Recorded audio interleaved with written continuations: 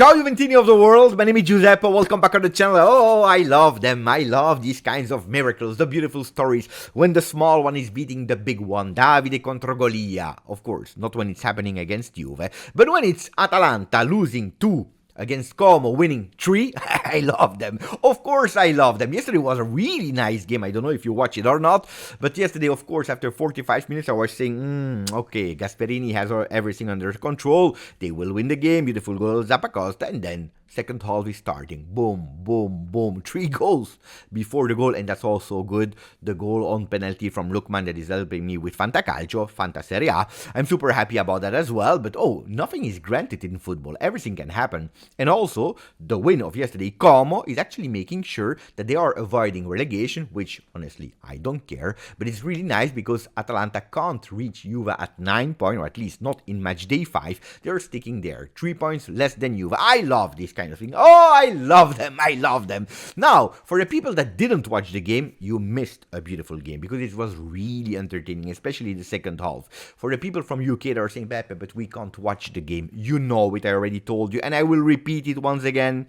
OneFootball is sponsor of Serie A. You know it, you have 3 different choices to watch the game, or you can spend $4.99 and you pick the game that you want for the entire season. You pick one, but every time it's $4.99. Or you can go with a team pass where you choose one team. For example, Juventus, we are on the Juve channel. Juventus, you watch all the Serie A games of Juventus. Or the third pass, according to me, it's the best one. It's the season pass for $99.99, and then you watch every single game. And especially last weekend, we had really beautiful games. The derby, Inter Milan, watching Inter losing. Is that not fun? It is fun. Of course, there was also Juve Napoli, but also Atalanta Como and other games. I love them. And pay attention because next weekend there are also beautiful games in planning. So if you are still hesitating, test it with one game, $4.99. If you enjoy it, OneFootball, you can watch it on television, on smartphone, you can watch it on PC. Do it and then go with the team pass or with the season pass that I personally recommend. Now that we said that, ragazzi, yesterday I was watching Atalanta Como. At a certain moment, Vlahovic is going out of the bench, ready to enter. I said, what is happening? Whoa, wait. I know that he needs more playing time. I know that he's looking for a goal. He needs to unlock himself, etc., etc. Now, the fact that changing team to go and play with Atalanta to find that goal is a bit too much. And not because did I heard Vanya Vlahovic, and the first name that comes in mind, especially for Juventini that are also following a bit the gossip, Vanya. But is Vanya not the girlfriend of Vlahovic? That was what I thinking. The guy is a Serbian player from 20 years, coming from the youth academy of Atalanta. Vanya Vlahovic is his name. No, I'm not joking. It's not a joke. Go back and watch it in the OneFootball stats. You will find the name. Ragazzi, then I was thinking, but what about the romance Dusan Vlahovic, Vanya? Because you remember a few months ago, 6 months ago, no, actually longer, 9 months ago, in January, we were speaking about that romance, Vanya, the girlfriend of Dusan Vlahovic. And we were also always praising Vanya because we said you made actually Dusan Vlahovic reborn. If he's performing since January on, is because of that romance. Well, this morning I was looking a bit what was happening, and yesterday as well, and I found that Vanya disappeared. She disappeared. She's not anymore, or at least according to the social media, the girlfriend of Vlahovic. With Tuttosport is saying Vanya is disappearing, Vlahovic as well. What about Dusan? Is the heart problem also a problem that goes into his mind? I don't want to speak too much about that. But it was quite funny. Vanya Vlahovic that is entering for Atalanta. Where is Vanya? We don't know. Anyway, yesterday, what happened in La Continassa? We already partially spoke about it yesterday with, unfortunately, the injury to Vasilije Adzic. We spoke about the small problem, not serious, but still a small problem from Savona that could cost him the game against Genoa.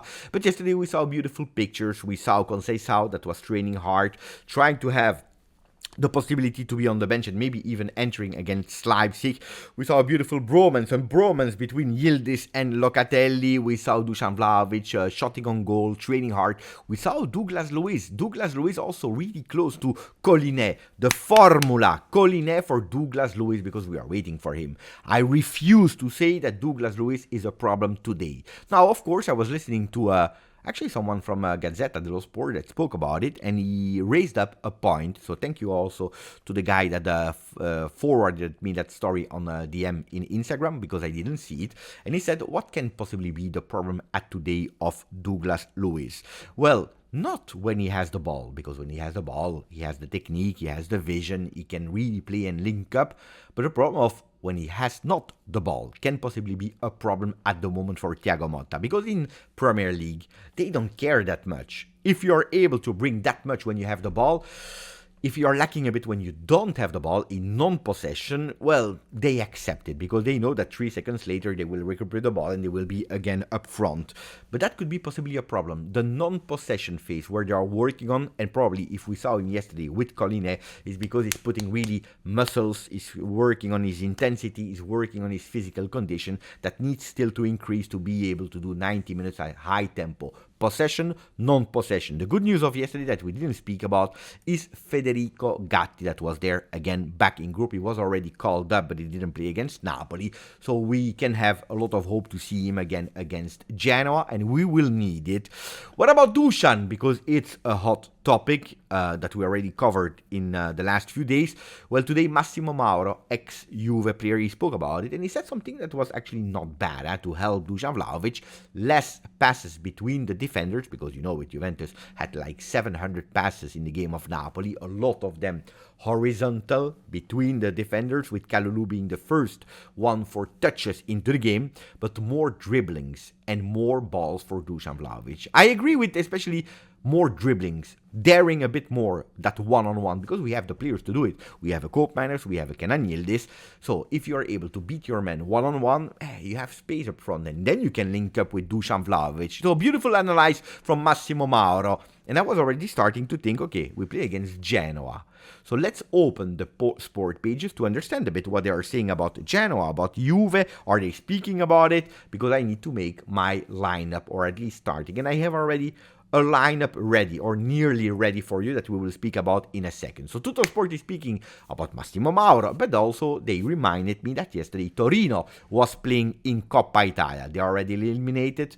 They slept yesterday. The stadium was full. They were really supporting Toro because they are doing a miracle. But apparently also the referee was sleeping because there are 2 penalties that were not given to Torino. I don't care. What I care is thinking about Coppa Italia. This evening there will be the derby Genoa against Sampdoria, and it's a really important one. Why? Because Genoa is our next opponent. We are playing against them on Saturday. So today it's Wednesday. Once in a while it happens that it's not Juve that is playing twice in a week, but this time it is actually Genoa, our smaller on paper opponent, that is playing 2 games. I tell you, if it was Genoa Torino, I would have told you probably they will do a lot of rotation. If they are eliminated, they don't care, but they are playing a derby that they want to win. A derby is important, especially because that derby will not be played in Serie A.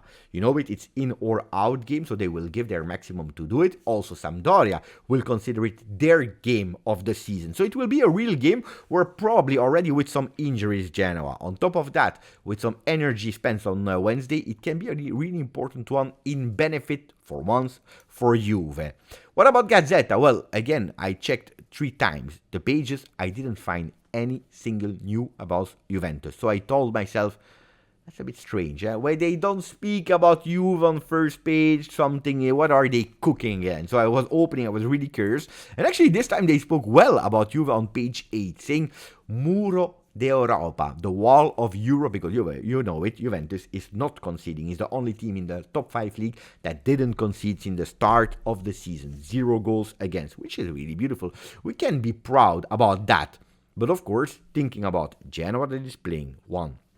2, thinking about the wall of Europe. Thiago Motta, he wants to continue having that beautiful clean sheet record, not for the record, because if you don't concede, at least you don't lose. And then Corriere dello Sport is opening the page with Il calcio sbarella. The football goes a bit, shaking. Why? Because they're reporting us that Nicolo Barella is injured and will miss the next 3 games. He will be back after the international break. It will be probably the second time that Barella doesn't go to the Italian national team.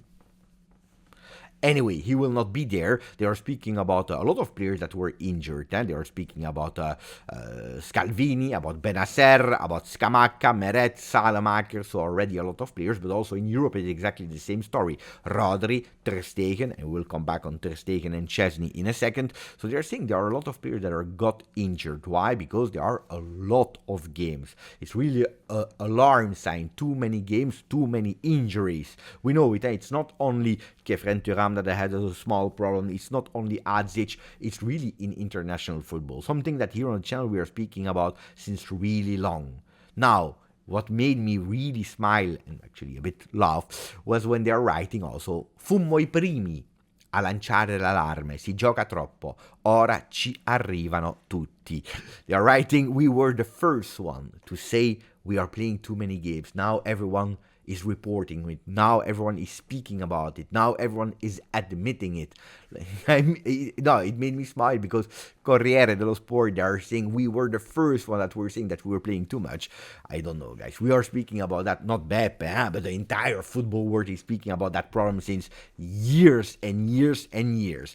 They made me really laugh. We were the first one to say that we are playing too much. Mamma mia, Zazzaroni. Anyway, we're taking all these kind of things into consideration.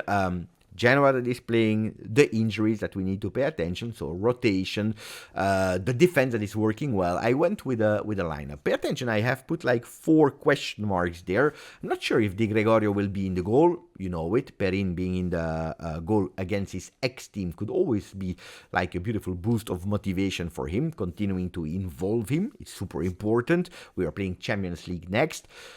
The save against Napoli of Di Gregorio gave him a lot of confidence, so I think it's really beautiful. So Di Gregorio, Perin, pay attention. I didn't want to put Di Gregorio immediately there. There, the defense, I go with 3 men. 3 men that I consider nearly sure to keep also that wall of Europe. Bremer with the return of Gatti. Because Savona will not be ready, because of a small problem, Kalulu goes back as a right back. Now I have a question on the left back position. Will we see again Cambiaso, or is it time for Cambiaso to rest at least the first half, to see maybe the return of Cabal for that game, so that Cambiaso is resting, keeping energy and being at the max against Leipzig. It doesn't mean that we need to think only about Leipzig, because that would be a mistake. We need to think about how to score, how to win against Genoa, but I think that can be a perfect game for at least Cambiaso, letting him rest. I think that Thuram will be back from the first minute, together with Locatelli. Locatelli is playing. Locatelli is also a player, when things are going well or whatever, he goes out of the field, so Locatelli there. Wea could be a return on the right side, and then I have 2 question marks. Not that Yildiz and Koopmeiners will be on the bench, but maybe one of them. Maybe a Koopmeiners on the bench with Yildiz again as a number 10 to be a bit more closer to Dusan Vlahovic, like we saw in the 2 first games of Serie A, and Nico Gonzalez on the left, or maybe Yildiz there on the left with maybe Nico Gonzalez with Koopmeiners, or maybe Bangula, the return of Bangula on the left. But I really think that Dusan Vlahovic will start. So these are at the moment on Wednesday, with a few days to go, the first initial thought about the possible lineup against Genoa. Taking everything into consideration, let me know what you think about it. Then, a few fast news. Yesterday we knew that San Siro will not be longer the stadium where the Champions League of 2027 will be played. For what reason? Because the municipality of Milan, they cannot guarantee that in 2027 there will not be work. It's not that they say in 2027 we will work on the stadium to make it more beautiful, to making it a bit more modern, No, we don't know. Maybe we will work, maybe we will not work. And they are losing actually the Champions League final. What a disaster! No, but that's not beautiful for Italian football. Now they are trying to check, Gravina and Seferin. They are trying to check maybe Roma. I think Roma is really a fantastic, beautiful stadium in terms of atmosphere, etc., etc. But with that athleticism pissed there, you're far from, it's not really the image that you want to give from an ultra-modern stadium, which is a pity, so I don't know. On the other side, Genoa and Sampdoria that are playing today against each other in that derby of Coppa Italia, well, they actually created a new agency, a new company, actually, Genova Stadium or something like that it's called, where actually both of them, they are owner 50-50 because they will work on a project to buy the stadium of Luigi Ferraris, which is a good news, which is really, really a good one because they want to own it and they want to invest to actually make it actually beautiful. It's the oldest professional football stadium in Italy, and they want to make it sure that it's ready also for Euro 2032. You know it, that will bring them a lot of money if they are able to own it, if they are able to renovate it. Would be beautiful, especially when you're watching, and these are images from 2021, so 3 years later nothing happened. If you're looking at the bathrooms in these stadiums that are a disaster, really it's a pity because from outside it's an extremely beautiful stadium, then when you go inside you see the infrastructure is a disaster. Italian football really need to do something to wake up, otherwise it's not only the Champions League final that we will miss in San Siro, but much more that we will miss, and it's really a pity. On the other side, attenzione, turnaround, U-turn with Szczesny that could go back after a few days that he said goodbye officially to football. It's over. I could physically play, but my heart no longer wants it. He could possibly be again in love with the game of football, going back to football, and what a club, to Barcelona, because, you know, with Ter Stegen injured for the remaining part of the season, they're already in contact with him, and apparently inside papers, journalists from Spain are saying that he already accepted. Now, it could be a good news for Juve, in a way, because you know that we paid an exit bonus payment for Szczesny. If he finds a team that is paying him, I don't know how much in terms of salary, well, what is paid will be deducted from that exit bonus from Juve. So financially it will be good that Szczesny accept Barcelona, and I think it's nice because it's a really good goalkeeper that could do well. I don't know if he will go there or not. I don't know if he will change destination, but Barcelona is a beautiful city. They will have a beautiful new stadium. They are playing in Champions League. They can possibly also fight for the Liga. So I think that it would be nice to see him back a few days after. And then for the people that are waiting here until the end of the video, guys, Chiellini continues to study. Now, you know, he has an official role at Juve, head of football institutional relations, but he continues to study, to have some partnerships. Ragazzi, big, bold guess, huh? 2-3 years, and I think I already said it, but pay attention, huh? 2-3 years, Giorgio Chiellini, presidente della Juventus. Pay attention to what I'm telling you. You never know. So, ragazzi, I hope you enjoyed that video. Put a maximum of like. Sorry for my English today. I was a bit shaky with my words. Maybe a bit too much coffee in the morning. But anyway, maximum of like. Don't forget to subscribe. Grazie, forza. Juve.